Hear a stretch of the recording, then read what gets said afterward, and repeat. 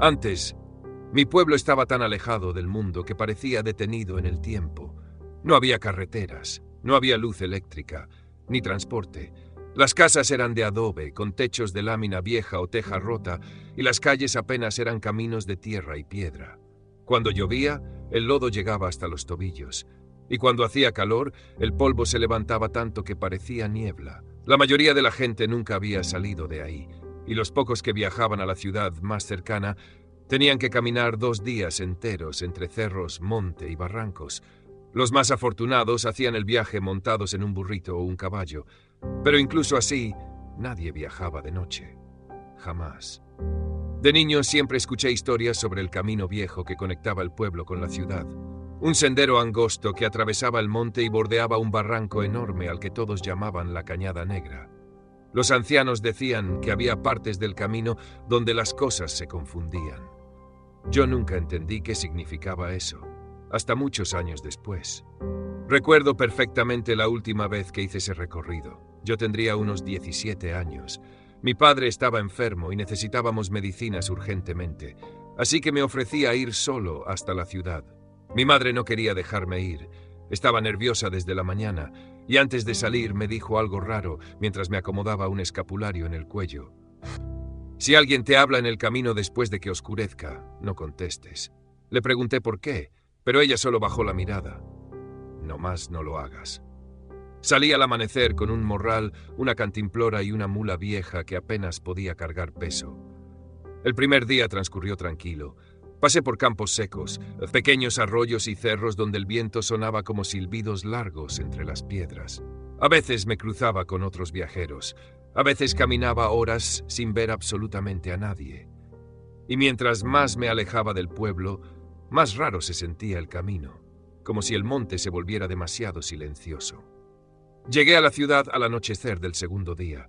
Compré las medicinas y descansé unas horas antes de emprender el regreso. Debí haber esperado al amanecer, pero mi desesperación por ayudar a mi padre pudo más, y ese fue mi error. Cuando cayó la noche, ya estaba entrando nuevamente al camino del monte. La luna apenas iluminaba las piedras y el aire estaba helado. Recuerdo que todo estaba demasiado quieto. No había grillos, no había viento, ni siquiera escuchaba a los animales, solo las pisadas de la mula sobre la tierra seca. Fue cerca de la Cañada Negra cuando escuché la primera voz. Muchacho. Venía detrás de mí, leve, cansada, como la voz de un anciano. Miré por encima del hombro y no vi a nadie. Pensé que quizá estaba imaginando cosas por el cansancio. Seguí caminando. Entonces la voz volvió a sonar, más cerca. «Espérame», sentí un escalofrío recorrerme la espalda, porque aquella voz sonaba demasiado clara, demasiado cerca, y aún así, el camino seguía vacío. Apreté el paso. La mula comenzó a ponerse nerviosa también. Movía las orejas inquieta y resoplaba mirando hacia la oscuridad del barranco. Entonces escuché algo peor. Pasos, lentos, arrastrándose detrás de mí sobre la terracería. No quise mirar. Recordé inmediatamente las palabras de mi madre. Si alguien te habla, no contestes. Los pasos siguieron durante varios minutos, siempre a la misma distancia, y poco a poco comenzaron a sumarse otros sonidos, susurros, como varias personas hablando bajito al mismo tiempo. No podía entender lo que decían, pero sonaban cada vez más cerca. Mi corazón ya golpeaba tan fuerte que sentía que me iba a desmayar. Y entonces escuché algo que me hizo detenerme en seco. La voz de mi padre. «Hijo, ayúdame». Sentí que la sangre se me congeló, porque aquella era exactamente la voz de mi padre. Débil, dolorida, como si estuviera herido. La escuché venir desde el barranco. «Por favor», estuve a punto de responder.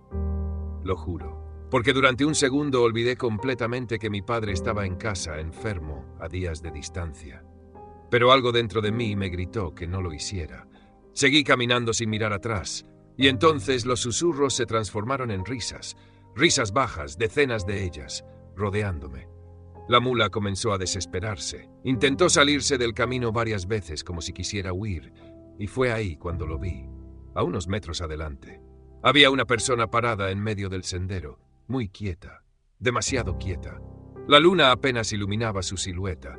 Parecía un hombre delgado usando sombrero, pero había algo raro en él, algo que no podía entender.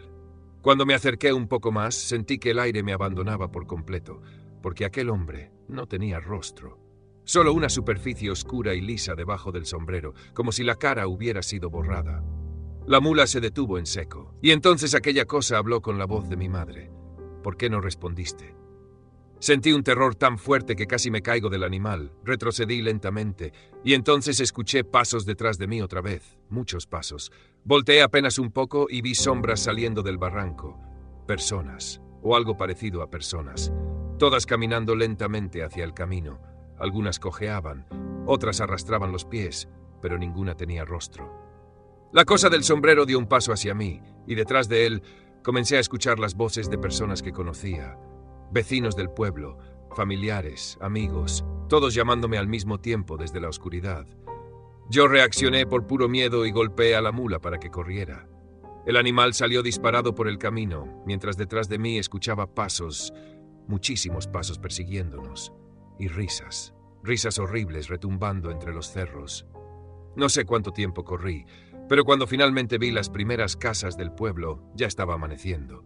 Llegué temblando, empapado en sudor, y mi madre apenas me vio empezó a llorar, porque durante toda la noche ella había escuchado golpes en la puerta de la casa, golpes suaves, acompañados por mi voz, una voz idéntica a la mía que pedía que le abrieran, pero yo todavía seguía perdido en el monte.